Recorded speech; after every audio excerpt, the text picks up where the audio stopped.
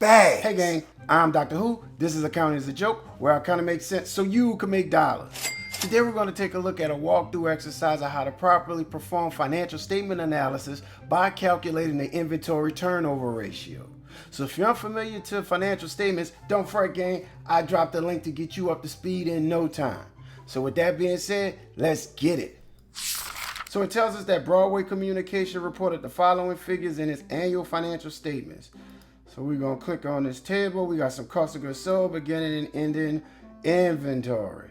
Remember, gang, cost of goods sold is on the income statement because it's an expense, and inventory will be on the balance sheet. Ending inventory, of course. It says to compute the rate of inventory turnover in days sales and inventory for Broadway Communications. All right, gang. So we know that one of the powers of understanding accounting is being able to interpret how well a company is doing, thus utilizing financial statement analysis. Through the financial statements, we are able to discover and unlock certain details about the company, such as its level of liquidity, its efficiency, the leverage, or the profitability. And so with that being said, this particular problem deals with the inventory turnover ratio, which exhibits the level of efficiency that the inventory has in which the company owns. And when we're talking about how efficient inventory is, we are referring to how quickly we can convert that into cash and generate revenue. Therefore, the inventory turnover ratio will thus give us an idea of approximately how many times it's taken us within a year to turn over our inventory. Remember, gang, the object of the game when dealing with inventory is to buy it and flip it into cash as quick as possible, i.e. turn over the inventory. And so the more times we turn over the inventory within a particular period, the more revenue we're earning, thus the more cash we should receive, gang. Dollar bills, y'all. And so the inventory turnover ratio gives us a benchmark of how many times our inventory is being flipped. In contrast to the days sale and inventory ratio, that particular ratio would tell us on average how long it's taking us to flip the inventory. So they work hand in hand like peas in a pod. Lilo and Stitch, Vader and Luke Skywalker. Well, you know what I'm saying. So enough of the small talk, let's get to it. So they want us to give the formula for the inventory turnover ratio.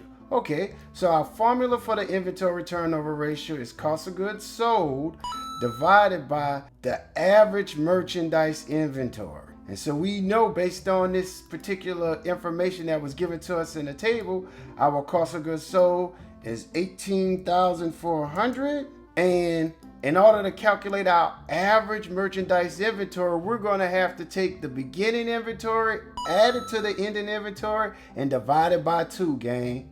Thus, giving us an average inventory amount of $505. If we divide $505 into $18,400, that will tell us how many times this inventory is being flipped.